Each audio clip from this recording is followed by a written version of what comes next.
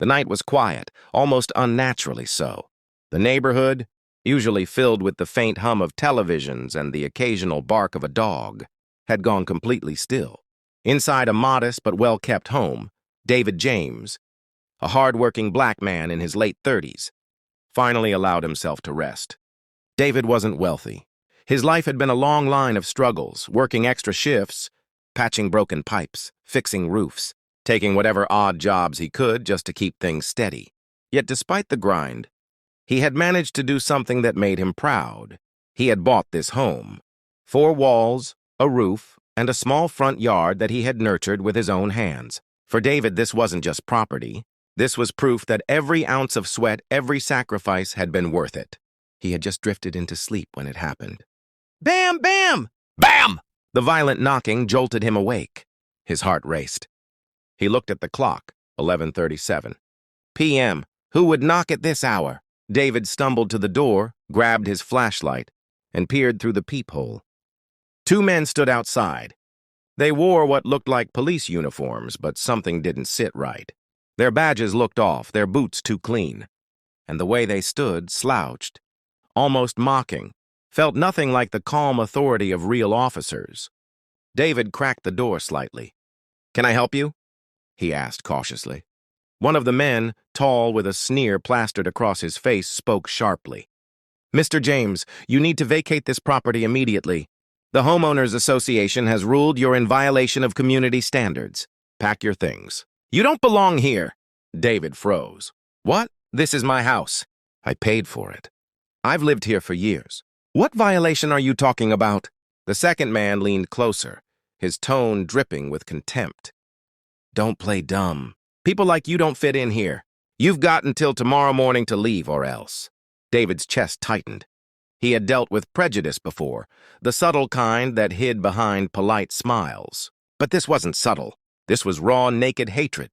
He noticed how they shifted their shoulders forward, trying to push their way inside like they already owned the place.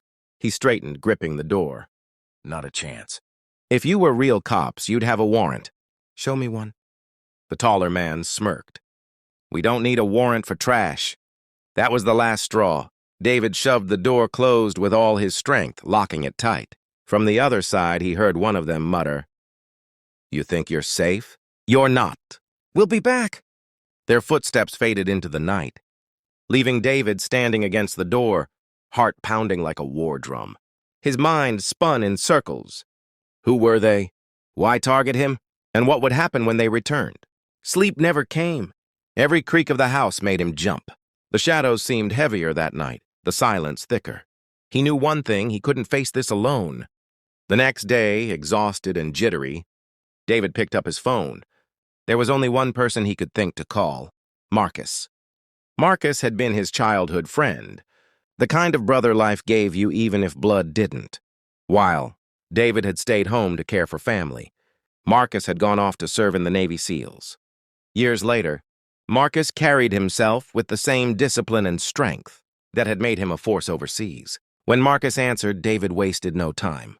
He told him everything: the fake cops, the threats, the attempt to force their way in. His voice cracked at points, anger mixing with fear. For a moment, there was silence on the line.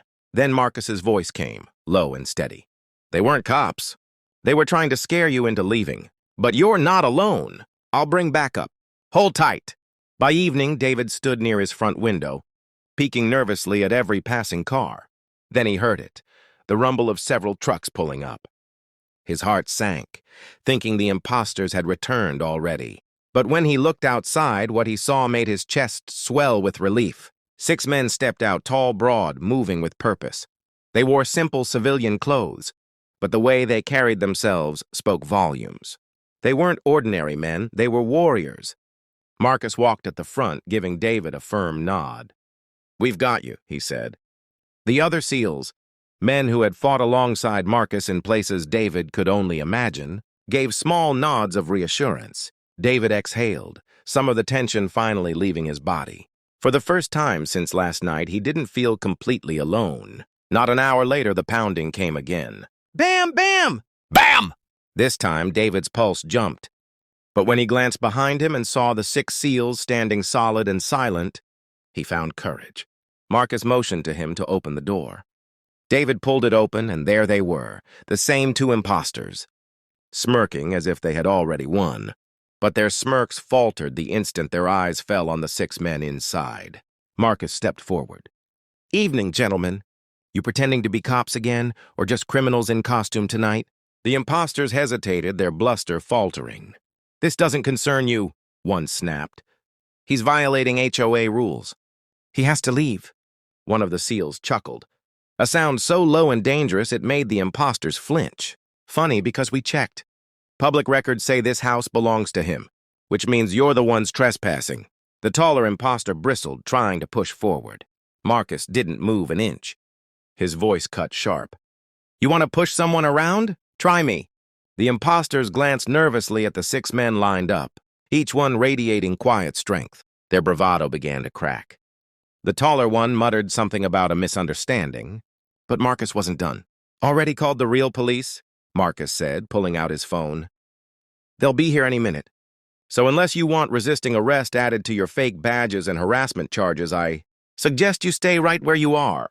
As if on cue, flashing blue lights filled the street. Real officers stepped out, and within minutes, the imposters were cuffed. Their fake uniforms stripped away, their faces pale with fear. David stood frozen, relief and exhaustion washing over him all at once. His knees almost buckled. Marcus steadied him with a hand on his shoulder. "You don't stand alone, brother. Not anymore. Not ever." Outside, neighbors had gathered, drawn by the flashing lights. Some looked ashamed. They had seen the harassment before, seen the whispers, but said nothing. Tonight, though, they saw what unity looked like. They saw bullies confronted, not with anger alone, but with courage and strength. David looked around at the crowd, then back at Marcus and his brothers. He realized something important. Standing up for yourself is terrifying. But when others stand with you, fear loses its power. Bullies only win when good people stay silent. But when even one person refuses to bow, and others rise beside him, everything changes. This wasn't just about him. This was about everyone who had ever been told they didn't belong, everyone who had ever been threatened into silence. David found his voice again, stronger than before. "This is my home," he said quietly but firmly. "And I'm not leaving." That night ended with peace restored, but also with a lesson seared into every witness's mind. Don't let fear silence you. Stand up for what's right. Stand with those who face injustice. Because courage doesn't just protect one person, it inspires others. And when people stand together, no fake badge, no bully, no imposter can tear them down. If this story moved you, share it. Someone out there needs to hear that they don't have to fight alone. And if you ever see someone being treated unfairly, don't look away. Step up. Your courage could change everything.